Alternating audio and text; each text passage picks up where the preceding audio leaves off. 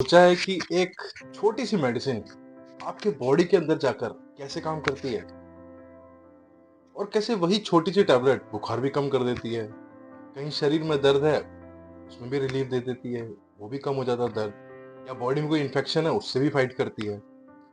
आज की वीडियो में हम इसी को बड़ी सिंपल लैंग्वेज में समझेंगे। सबसे पहले हम ये समझेंगे कि मेडिसिन होती क्या है आखिर।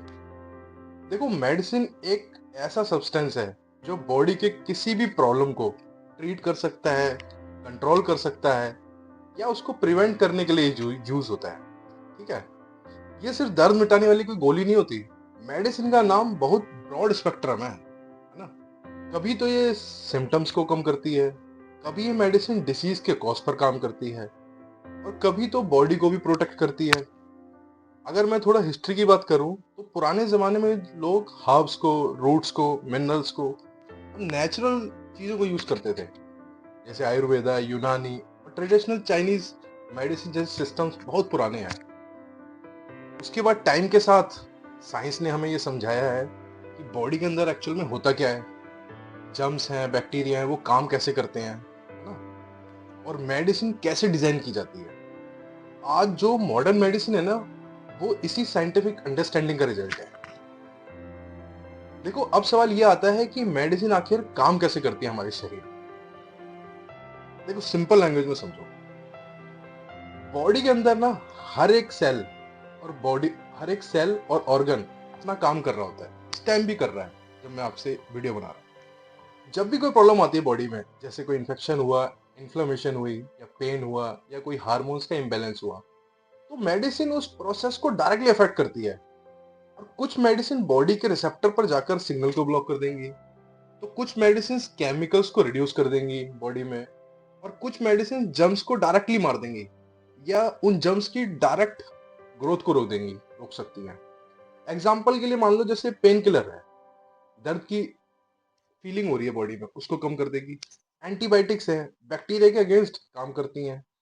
एंटीवायरल मेडिसिन हैं जैसे, है ना, तो वो क्या करेंगी, वायरस के रेप्लिकेशन प्रोसेस को स्लो कर देंगी या उसको स्लो करने की कोशिश कर सकती हैं। जितने भी एंटासिड्स हैं, वो क्या करेंगे, पेट में जितना भी एक्स्ट्रा एसिड बन रहा है उसको न्यूट्रलाइज कर देंगे, है ना, कर सकते हैं। और वैक्सीन बॉडी को पहले से रेडी कर देती हैं एक्चुअल में, ताकि फ्यूचर में कोई इन्फेक्शन आए तो इम्यून सिस्टम जल्दी रिएक्ट करे उसके अगेंस्ट, है ना।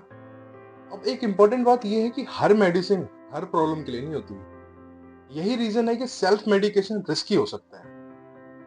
अब सेम सिम्टम के पीछे अलग कॉज हो सकता है। अब जैसे बुखार है, मान लो सपोज, अब बुखार इन्फेक्शन से भी हो सकता है, किसी भी व्यक्ति को डिहाइड्रेशन से भी बुखार हो सकता है, और कोई भी और भी मेडिकल इश्यू हो सकता है, उससे भी फीवर हो सकता है किसी भी व्यक्ति को।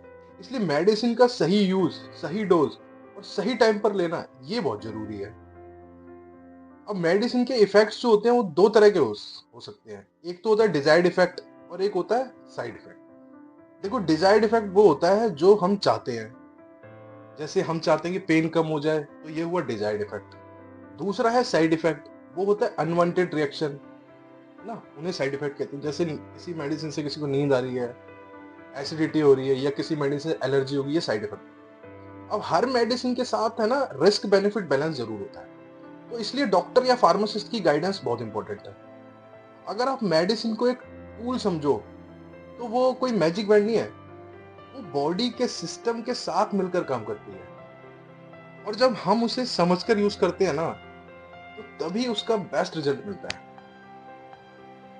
तो की टेक अवे यही है इस वीडियो का कि मेडिसिन सिर्फ इलनेस का ट्रीटमेंट नहीं है, बल्कि वो साइंस, प्रोटेक्शन और हीलिंग का पावरफुल कॉम्बिनेशन है। तो अपनी हेल्थ को समझना मैच्योरिटी का भी साइन है।